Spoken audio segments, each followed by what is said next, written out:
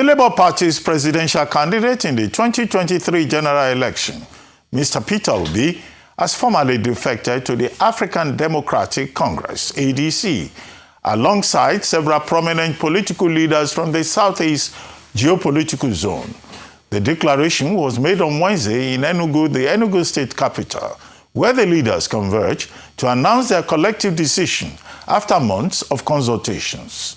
However, a faction of the African Democratic Congress, led by its national chairman, Nafiu Gombe, on Thursday distanced itself from the reported defection and registration of former Labour Party presidential candidate Peter Obi at its Enugu zonal office. Joining us on this show to discuss how Obi's defection positions the opposition against the APC is Dr. Ladan Salihu, a chieftain of the ADC. He will also explore the impact in the Southeast and how the obedient movement will realign political forces across Nigeria. Good morning, Dr. Salihu, and welcome to the morning show. Good morning, Dr. Abati. Good to see you. Happy New Year to you. Yeah, same to you. Well, quickly, Dr. Salihu. Yeah, major development, Mr. Peter Obi joining the ADC. Now, of what impact is that going to have on the ADC's chances in the forthcoming general elections? Two, I think Professor Patutomi said that, well, if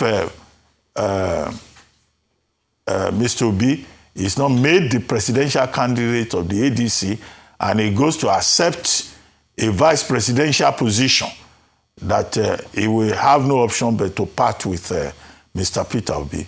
But what is the guarantee that Mr. Peter Obi will be the chosen presidential candidate of the ADC? Has a decision been taken on that? And then finally, this Mr. Gombe, Mr. Nasiru Gombe, who says Mr. Peter Obi has joined the wrong faction of the ADC. I thought that matter was resolved long ago, but it looks like there is still a faction of ADC that is saying, well, if you want to join ADC, please look before you leave. Your take on those three quick points. Thank you so very much. The defection, if you like, the declaration of Peter Obi joining the ADC is a blockbuster politically. It is a defining moment in our own political history and in the history of the ADC and in the history of the opposition movement in Nigeria. Remember, some weeks back, Atiku Abubakar declared for the ADC, and now we have, Peter Obi. Now, numbers don't lie.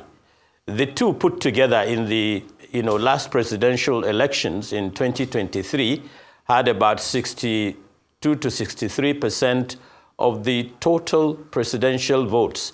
So you can, if you take that calculus and, put it on the table, you can literally say that the coming of Peter Obi into the ADC has put us in pole position, one leg already in the presidential villa. I am so excited. So are all members, and from the top to the bottom echelon of the ADC are excited by this moment, by this monumental leap into, into political party activity. And when you look at the optics in Enugu, who is who, like you did say in your opening remarks, in Eastern Nigerian politics, what's there? Senators led by Senator Inna Ebaribe, the former governor of Imo State, former deputy speaker of the House of Representatives, and many others. I'm not going to do a roll call here. And so we are excited, we are upbeat, we are looking forward to a very, very keenly contested national and presidential elections. And we are going to, in the coming weeks, come up with a strategy to communicate to Nigerians, to articulate our own policies, manifestos, and the way forward. The second issue of Professor Pat Utomi, my good friend and brother, he is, he is rushing. He has rushed with his comments. I believe he should calm down and sober up. So are others. I will also plead with the kind of mindset and in the kind of temperament of Pat Utomi. I am certain that at this stage, we savor the moment. We try to look at the issues dispassionately. We are trying to recruit members.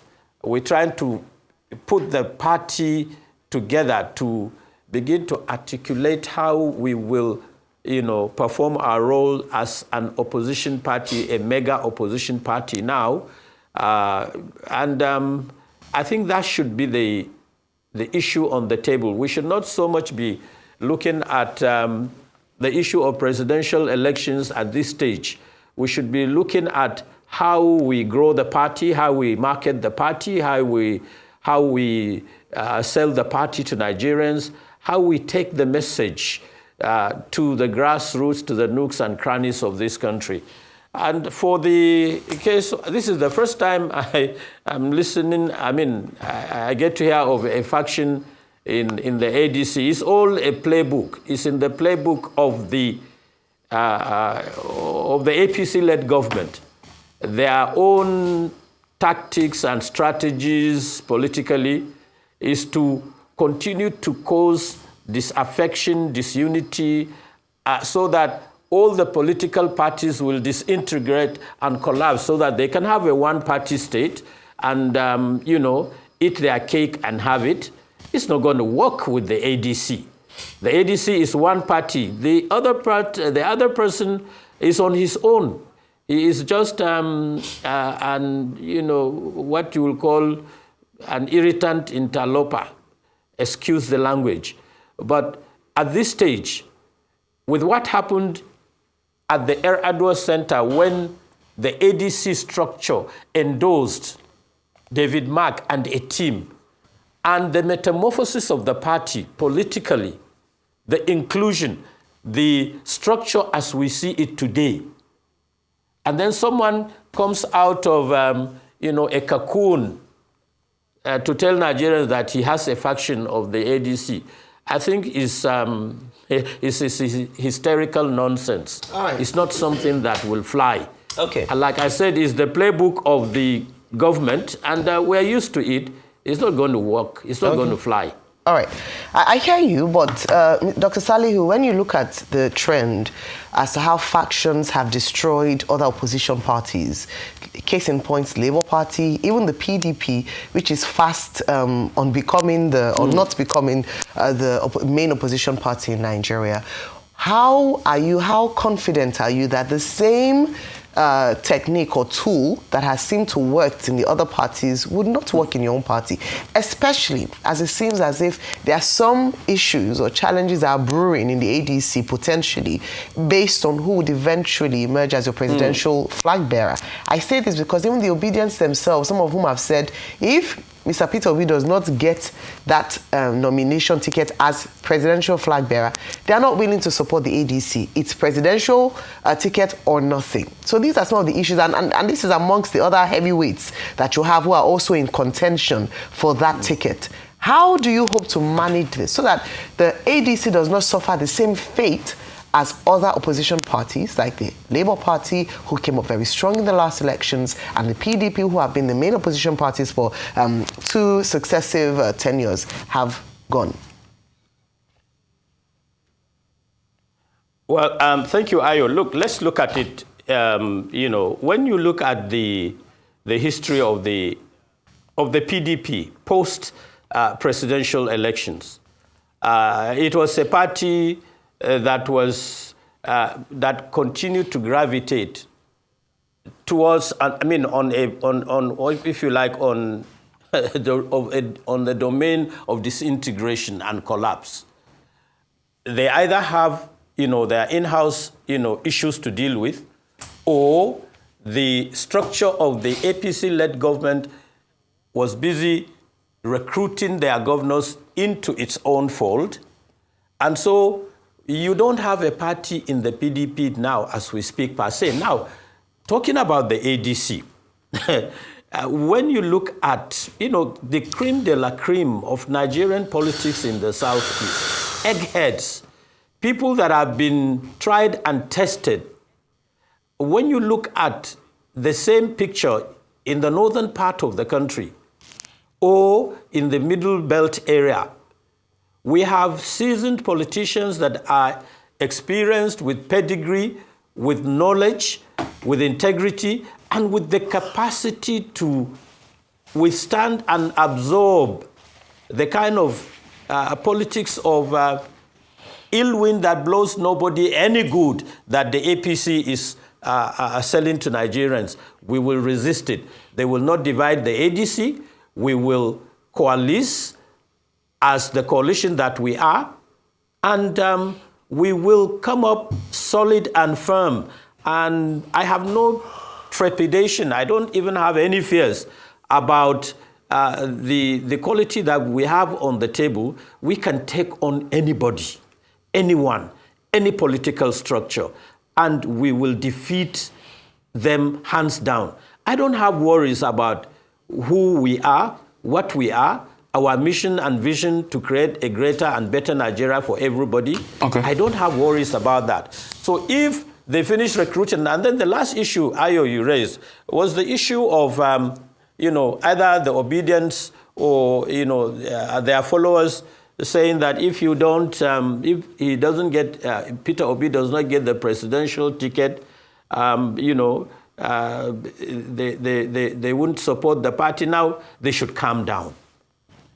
In politics, you don't join a political party with conditionalities and conditions or preconditions. You join as a member, you harvest your votes, you put your credibility, and you sell yourself to the voters, to the delegates. Eventually, the delegates will decide. The idea of somebody coming up to tell Nigerians, not only in ADC, in any political party, that if my presidential candidate should win or nothing, it's anti-democratic. And people, we in the media should not even encourage such conversation, because we want to see a Nigeria that grows into a strong, virile, and democratic nation where values, not sentiments, obtain. Okay, but there's no big deal about saying that somebody must come to a political party and pick up a ticket. In the last election, that was the agreement for Obi coming into the Labour Party, because they were going to give him presidential tickets. And we have seen people that come to a political party and they said they were going to give them a ticket. If my memory serves me right, Atiku came to the ACN in, I think, the 2007 elections, knowing that they were going to give him the ticket. There was no way he was going to come to the ACN as a vice president that's just been wrapping up his term and running an election if he was not going to be given a ticket. So that analysis is questionable in the first place. I've knocked that one out. That's the first argument knocked out. Secondly, you say people will come, they will canvass, they will get their vote, they will get their delegates. I mean, we all know this game is a game of money. We all know it's who that can buy delegates, that will get the delegates in the end. And people like Obi are saying that we don't want a situation where we come to buy delegates. And that's why a lot of people are already positing that the primaries might be the first albatross of the political party, the ADC. That's the second point. You might want to react to that. The third point, you say that you don't know about Nafiu Gombe. No, that's not true. I know about Nafiu Gombe. He's been talking since the first day that the ADC coupled itself together. And he's been making his own point. So he's saying that you're not aware that it exists. It does exist, and he's been making a great point. It's for you guys in the ADC to be able to react and bring him to the table. And it's not a big deal, you having factions. I remember when Peter Obi went to the Labour Party, there was a certain person that led a faction that we interviewed here a couple of times. And in fact, it was on the air, he said what he wanted, and I think they settled at the back. So Nafiu Gumbi has been existing for quite a while. Just 3 points, you might want to react to them. First of all, Rufai, let me be very straightforward with you. You may have, the right to knock off a point that I say in the studio. You don't have the right to knock off these points in the court of public opinion. That is your own thinking. My thinking and the thinking out there with the public is what I said. And it's a debate, and I don't want it to be a debate between Ladan and Rufai. So be it if it must be. But let me say this. I do not necessarily believe in the kind of scenario you paint about the defection of a candidate into any other party on preconditions or based on conditionalities or expectations. That, I repeat, is anti-democratic. And we in the media should not be wasting our times and, discussing issues like that. Let us look at the Constitution. Let us look on the issue of equity. You don't come into a party. Peter Obi said it as much as he has defected into the ADC. He has said that, look, we will go let the best candidate win. And if he wins, he has the assurance that Atiku will support him. If Atiku wins, he has given his own word that he will support him. And nobody can sit down and make a caricature of that statement and reduce it to, something that, does not suit the narrative of the two men. And look, we are trying to make sure that the Nigerian democracy obtains within the platform of decency, within the platform of the best practices, not sentiments, not histories that have failed, but let us look forward and see, how do we come up with a structure? How do we deal with the issues that are contradicting and sometimes even subverting to the polity? How do we amalgamate? How do we congregate and come up with a solution that would address all these issues you have raised, Rufai? We don't have to be locked up in our cocoon of historical antecedents that are so negatively espoused and have not served the nation, politics, or democracy any good. I want to say this without any fear of contradiction, Rufai, and to the team. It's all about issues of equity. But in law, and thankfully Dr. Abati is there to lecture us on matters of law, you talk about equity. But equity, it cannot replace the Constitution. And the Constitution says that political parties have to operate within their own set rules and regulations, have to come up with their own strategies, and so on and so forth. Now, let me talk again on the last person. I don't know the guy you're talking about. Don't force him on me. I don't know him. Okay, Dr. Salihu. I have never heard of this Gombe until today. Okay. If he has been out there in the space and he is not smart enough for me to see him, well, that's a problem for him, not for me. I don't know him. Okay. Dr. Salihu, talking about, equity, what you are talking about, it seems to be a settled point that the APC and the PDP, for pragmatic reasons, have resolved that they will field a southern candidate as presidential candidate in 2027. Now, only the ADC, I think, said, the matter is too early to be discussed. That has not been resolved. You talked about the APC playbook. Now, doesn't this sound in the ADC like the Atiku playbook? Because some Southerners, I don't want to say Southerners generally, are saying the South must also complete 8 years. And then you are saying, well, if Atiku wins, if Peter Obi wins, but there seems to be some consensus on this part of the country that, you know, there should be an additional 4 years for southern Nigeria before anybody even begins to talk about the North. I'm sure you are aware of that, politics. Yes. Dr. Abati, I want to believe the word, in my own opinion, is not consensus, it's debate. And look, when we look back, history does not lie. We had a president who was flying the flag of the PDP, who contested an election in 2015. He was from the southern part of the country, Goodluck Jonathan, which you and my humble self proudly serve under. He had 4 years. He was contesting. Southerners and some people, especially in the southwest, coalesced and took this guy out. They vilified him. They made him look like the worst candidate Nigeria has ever had. He had 4 years to go. They didn't endorse him. They came up with a northern candidate that took out a sitting southern president under the platform and a contraption of, if you like, the group that was led by Tinubu and Buhari of blessed memory. They formed the APC and took out President Goodluck Jonathan.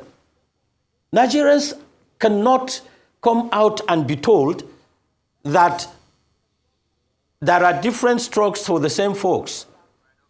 If you had a southern president sitting in that was doing excellently well, vilified and, called all matters, all sorts of names, and then you brought Buhari from the north to take him out, what is wrong in getting a northern candidate if that happens to be? And I'm not foreclosing any chance in the ADC having a southern candidate.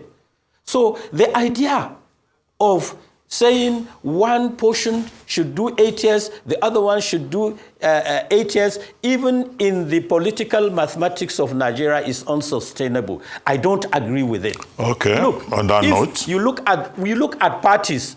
Let me drop quickly, please, for a minute. You look at parties in America. If a party produces a president for 20 years, that is the rule of the game. But the idea of saying the southern part should have, no, competence, capacity, and capability should be the watchwords for Nigerians in deciding who becomes their leader. And he can be there forever. If you ask me, that is the way to go. I don't necessarily believe in this permutation about 8 years this, 8 years that. No. Okay. Dr. Salihu, thank you very much indeed for joining us on The Morning Show.